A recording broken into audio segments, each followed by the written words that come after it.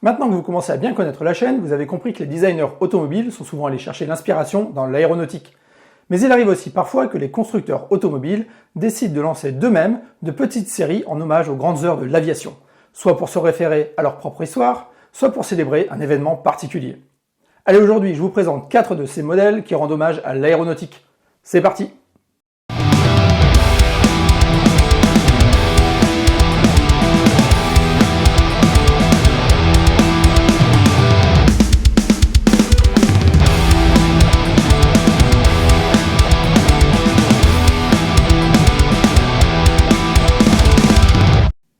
Alors pour commencer, on va jouer à domicile en parlant d'une voiture bien française des années 80, la CX-25 GTI Turbo, et celle-là va rendre hommage à une autre icône, le Concorde.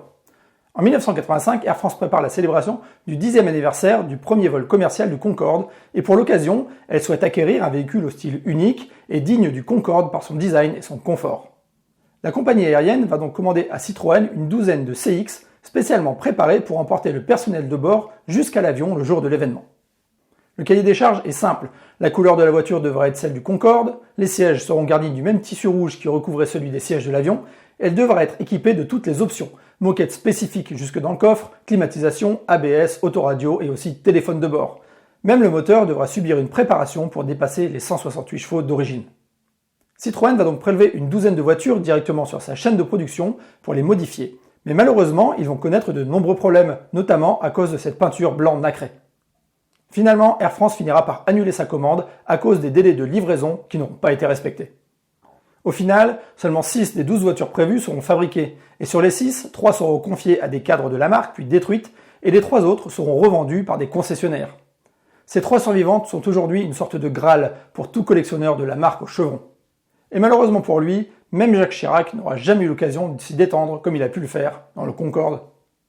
Mais Citroën ne sera pas le seul à rendre hommage au Concorde. Alors pour continuer, on va faire un petit voyage de l'autre côté de la Manche et se rendre chez Aston Martin. En 2019 donc, la division Q de chez Aston Martin va sortir une série limitée à 10 exemplaires de sa DBS Superleggera en version Concorde. Et pour l'occasion, ils vont faire d'une pierre deux coups en célébrant à la fois les 50 ans du premier vol du Concorde, mais aussi les 100 ans de la compagnie British Airways.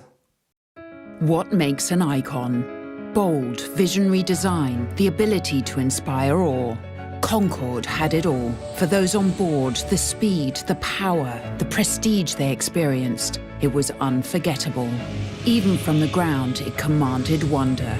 That visceral sound, the unmistakable silhouette, and always the almost unbelievable thought that this machine could travel faster than the speed of sound. Time marches on, technology progresses, new, more efficient innovations take center stage. At 50, Concorde has passed from being a technological marvel to an icon. Those of us who experienced its awesome power, now older, wiser, tell our children and grandchildren, in my day, we could travel at supersonic speed. What was it like? It's hard to say. You had to feel it, the thrill, the sheer power, the exhilaration.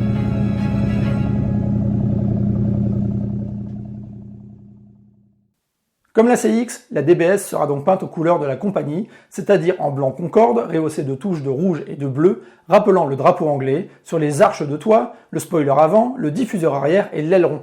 Même le logo sur le capot aura droit à sa personnalisation.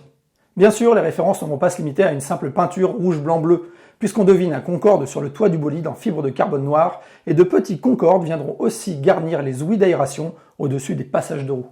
Alors évidemment, l'intérieur n'est pas en reste, puisque la sellerie sera entièrement gainée de cuir bleuté, comme ceux des sièges de l'avion, mais ils seront également siglés Concorde, et l'accoudoir central sera même équipé d'une boucle de ceinture de l'avion. Les palettes de vitesse derrière le volant seront, elles, fabriquées avec du titane venant directement des ailettes des aubes de réacteurs Rolls-Royce Olympus. Et ultime raffinement, les indications d'altitude et de vitesse max seront brodées à l'intérieur du pare-soleil conducteur. Enfin, dernière touche de nostalgie, chaque véhicule aura droit sur son seuil de porte à une plaque en métal sur laquelle est gravée l'immatriculation officielle d'un des Concorde ayant volé pour la British Airways. Pourtant, Aston Martin n'en était pas là à son coup d'essai, puisqu'en 2016, la marque avait déjà sorti une série encore plus exclusive, puisque limitée à seulement 8 exemplaires, la série spéciale V12 Vantage Spitfire 80. Et comme vous l'avez déjà compris, elle célébrait les 80 ans du premier vol du Spitfire.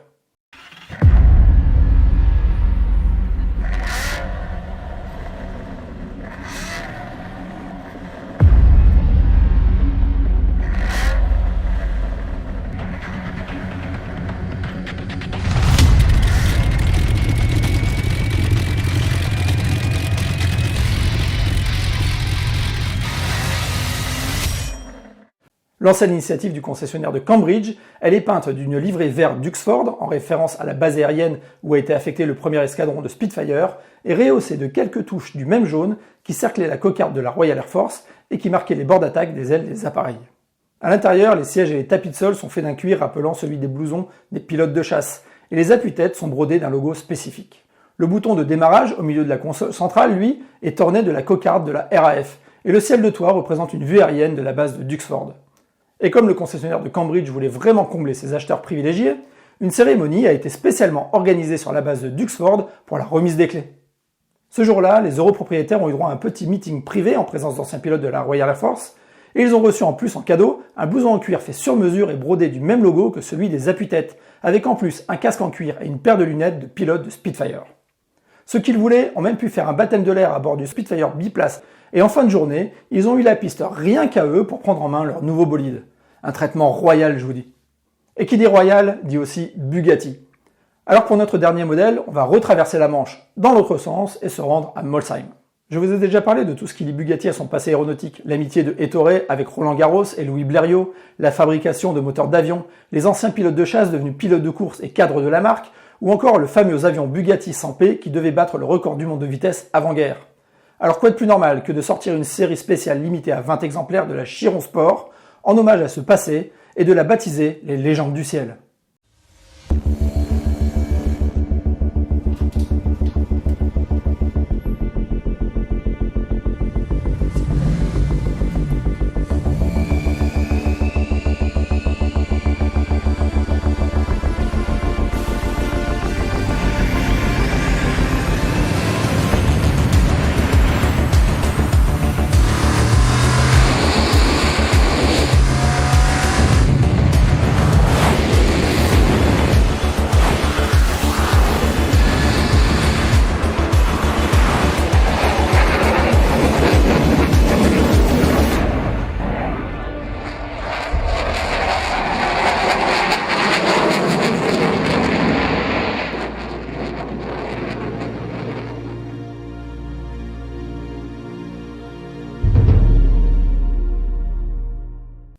Pour le coup, à l'extérieur, les designers ont voulu la jouer sobre, avec une livrée gris serpent mat, parcourue d'une bande blanche en référence aux couleurs des pistes d'atterrissage. On retrouvera juste un logo Les Légendes du Ciel sur les ailes avant, et une petite touche tricolore sur les bas de caisse, symbolisant la cocarde et les origines françaises du constructeur. Les propriétaires ont même la possibilité d'équiper leur bolide en option d'un toit en verre appelé Skyview. L'intérieur, entièrement gainé de cuir brun gaucho, est un hommage au cuir présent dans les cockpits des Nieuport 17, pilotés par de nombreux as de la Première Guerre mondiale. Les coutures des sièges, qui reprennent le motif de la grille de calandre, symbolisent la trajectoire d'avions volant en formation, et le logo qui se trouve sur les ailes se retrouve également sur les appuis-têtes et sur la console centrale. Enfin, les garnitures de porte reçoivent des dessins peints à la main d'une scène représentant un biplan faisant la course avec une Bugatti Type 13, première voiture à succès de la marque, et là encore, les seuils de porte sont gravés du titre Les Légendes du Ciel. Alors si vous êtes passionné par l'aviation, comme moi, que vous avez un peu plus de 3 millions d'euros dans la poche, pas comme moi, et que vous avez envie de vous faire plaisir, eh bien n'hésitez plus et foncez, il doit encore en rester quelques-unes de dispo. Et voilà, c'est tout pour aujourd'hui, mais ne vous inquiétez pas, des séries spéciales comme celle-là, j'en ai encore quelques-unes sous le coude. Alors abonnez-vous à la chaîne pour ne rien manquer, likez, partagez, et on se retrouve ici bientôt pour parler encore et toujours auto et aéro. Tchuss!